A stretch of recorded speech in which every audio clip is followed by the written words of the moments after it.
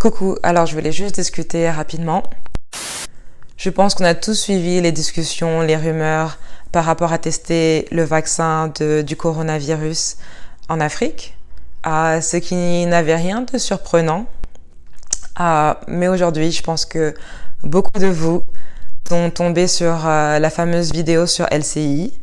LCI qui n'est peut-être pas TF1, M6, etc., mais qui est quand même une chaîne d'infos regardée, spécialement dans ces temps de crise où les gens cherchent des informations un peu partout, sur Internet, dans les réseaux sociaux et dans les journaux, etc. Donc pour les gens qui n'ont pas vu la vidéo, je vais la remettre vite fait, c'est 1 minute. Si je peux être provocateur, est-ce qu'on ne devrait pas faire cette étude en Afrique où il n'y a pas de masque, pas de traitement, pas de réanimation, un peu comme c'est fait d'ailleurs pour certaines études dans le sida, où chez les prostituées, on essaye des choses parce qu'on sait elles sont hautement exposées et elles ne se protègent pas. Qu'est-ce que vous en pensez ? Alors vous avez raison, et d'ailleurs on est en train de réfléchir en parallèle à une étude en Afrique justement pour faire ce même type d'approche avec le... Alors moi, je voulais juste parler à quel point en 2020, je suis choquée. Je suis choquée qu'on puisse voir ce genre de discours dans les médias. La France, c'est un pays où la plupart des immigrés, que ce soit des Arabes ou de l'Afrique noire, ils viennent de l'Afrique. Donc la plupart des gens qui ont immigré en France sont africains. Et que l'on puisse avoir ce type de discours à la télé, pour moi, c'est aberrant. Mais bon, aberrant, mais pas si surprenant que ça. Parce que là, je sais que le débat, il est chaud. Les gens, ils réagissent, ils viennent d'entendre la nouvelle.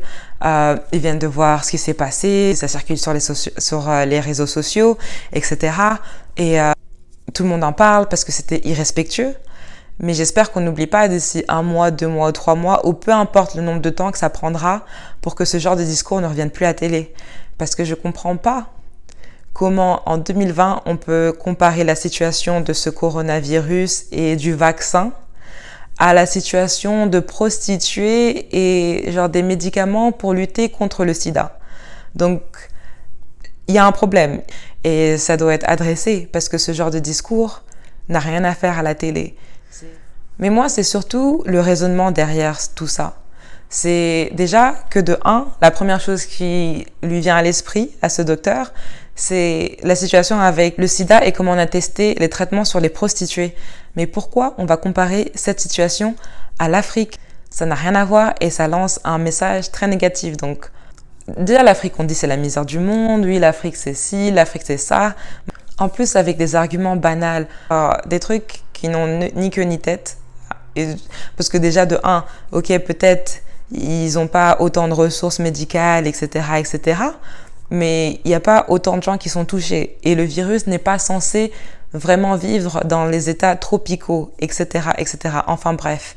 Et comme vous le pouvez, s'il vous plaît, partagez votre mécontentement, partagez le fait que ce genre de discours n'a rien à faire à la télé, que ça n'aide pas le peuple français et que c'est juste un appel à la haine, sérieusement. Et quand j'y pense, ce genre de discours aux États-Unis, ça n'aurait pas été cautionné. Parce que les gens influents, les célébrités, etc., elles ne laisseraient pas passer un message comme ça. Elles répondraient directement pour faire comprendre que c'est pas OK de diffuser un message comme ça. Et j'espère vraiment que la France et toutes les personnes qui ont de l'influence et les célébrités, etc., vont se joindre et vraiment répondre à ce message. En 2020, c'est pas tolérable. Un discours, on compare l'Afrique, donc tout un continent, 54 pays, à la prostituée du reste du monde. Surtout dans un pays comme la France, qui a une très vaste population d'immigrés africains. C'est bon, on a compris, l'Afrique, c'est la misère du monde. Je pense sincèrement qu'on doit s'unir et faire passer le message. Sérieusement, on ne sait pas encore s'ils vont vraiment tester ces vaccins en Afrique. Mais bon, on le sait tous, s'ils le font, ça serait pas surprenant. Mais moi, c'est vraiment le langage et les réflexions, quoi. Les réflexions à un moment, un peu de respect quand même. Et je pense que là, faut pas abuser. Enfin bref, mais j'espère que beaucoup d'entre nous feront passer le message. parce que clairement il a fait passer un message, donc on a besoin de répondre.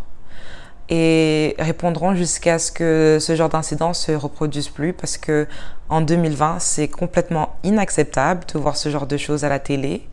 Et voilà quoi. Donc à bon entendeur, salut, c'est tout pour moi. Si je peux être provocateur, est-ce qu'on ne devrait pas faire cette étude en Afrique où il n'y a pas de masque, pas de traitement? J'ai des équipes.